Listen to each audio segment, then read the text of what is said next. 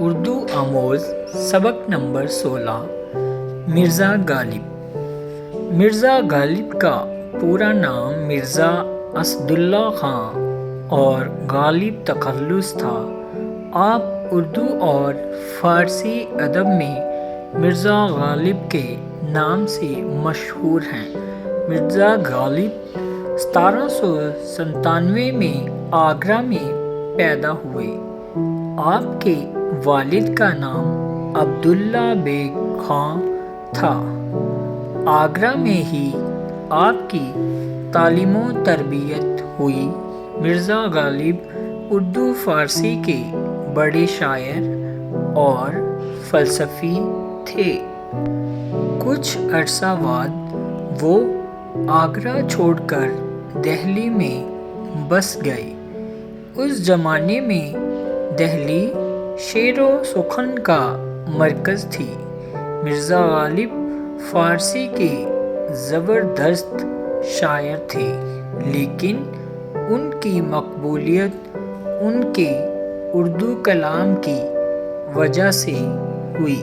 مرزا غالب کو اپنی قابلیت، اپنی اصل و نسل اور اعلی خاندان ہونے پر بڑا فخر تھا۔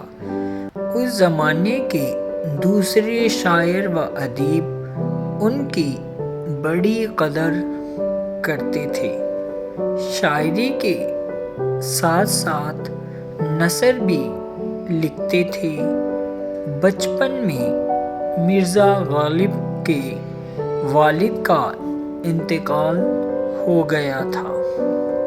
اس کے بعد ان کی پرورش ان کے چچا نصیر اللہ بیگ نے کی۔ غالب بڑے ملنسار اور شوخ مزاج کے انسان تھے۔ ان کے کلام میں بھی شوخی اور ظرافت ملتی ہے۔ ان کے پہلے دور کی اردو شاعری پر فارسی کا بے حد غلبہ تھا۔ دوسرے دور کی شاعری پر یہ غلبہ کم ہو گیا تھا۔ تیسرے دور میں کلام پر فارسی کا اثر نہیں رہا اور کلام بہت سہل ہو گیا۔ اسی دور کے کلام میں سلاست اور روانی ملتی ہے۔ فلسفے کو بڑی سادگی اور آسانی سے اشعار میں پیش کر دیتے تھے۔ ان کے کلام میں عشق و محبت کی کیفیات اور تصوف کے بیانات اور انسانی جذبات بڑی پاکیزگی کے ساتھ ملتے ہیں۔ غالب کے چند اشعار نمونہ کے طور پر دیکھیے۔